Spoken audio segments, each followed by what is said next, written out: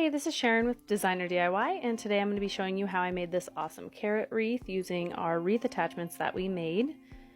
You're going to need a evergreen wreath form, and I'm using 3 different colors of 10-inch mesh that I've cut into 24-inch pieces.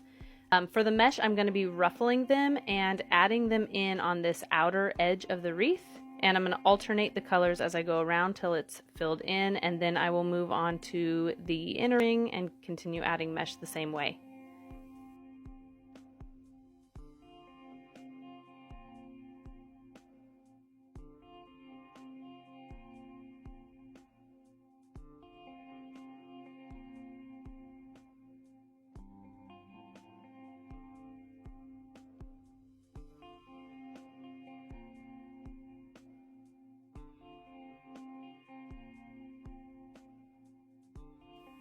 Once you have all of the mesh filled in on the wreath, you are going to want to do your ribbons next. I have 2 different groups of 2 ribbons that I've cut into 14-inch pieces, and I've dovetailed the edges.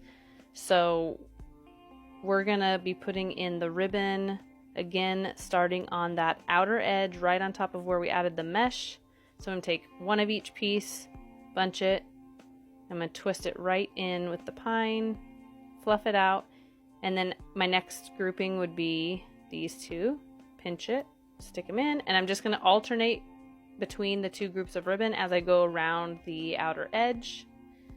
These ribbons are only going on the outer edge because after this we are going to be adding in our carrots and a bow, and then after that I will have different ribbons that we are filling in with.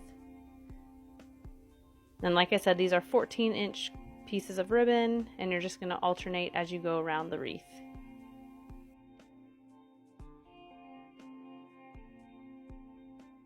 Alright, next step is the carrots that we made. I have a video on our page showing you how we made these.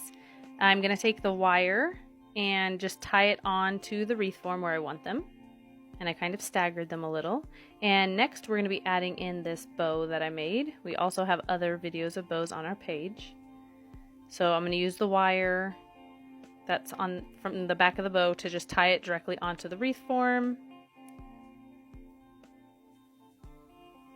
And it just has the one-sided tail coming down that I'm going to kind of have cascading down the wreath.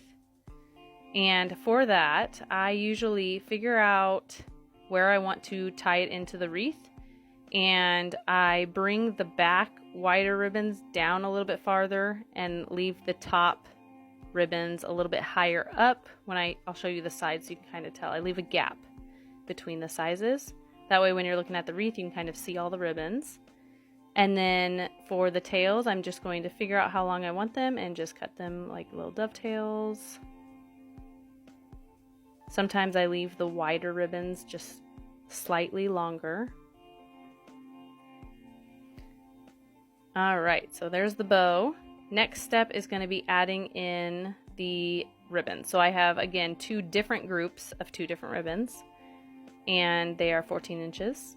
And I'm just going to figure out where there's like gaps that need to be filled, and I'm just going to twist them in. This is optional. You might be making a wreath and not even need to do this step, but I want to make sure that all the mesh and any of the pine from the wreath form gets covered up good.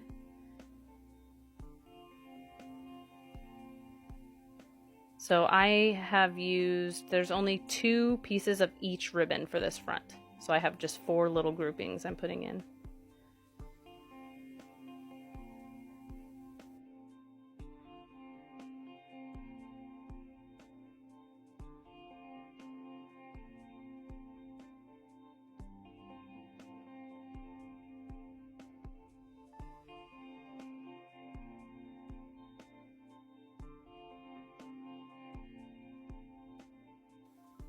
Alright, once you have all those ribbons twisted in, the next step is my favorite, the greenery. I have a pick that I've cut all the branches off individually to make smaller ones.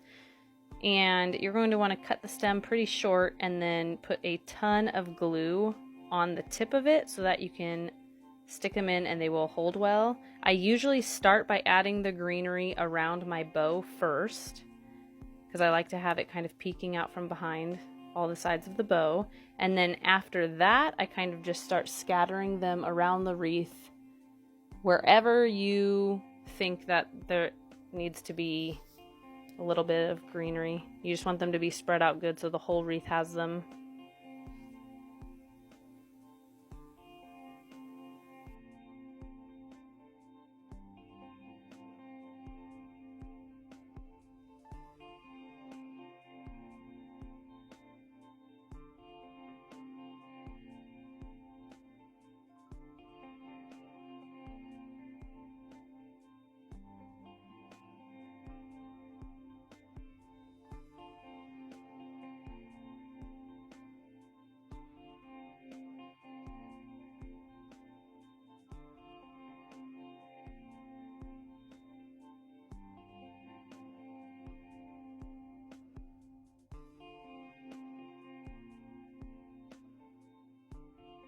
After you add in your greenery, we're going to be adding in these pink ornaments.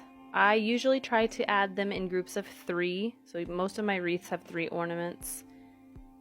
And if I have a bow, sometimes I try to put one kind of on the tail where the branch is twisted over it. And then I usually try to make it like a triangle on opposite points of the wreath. And you want to put a decent amount of glue on these as well.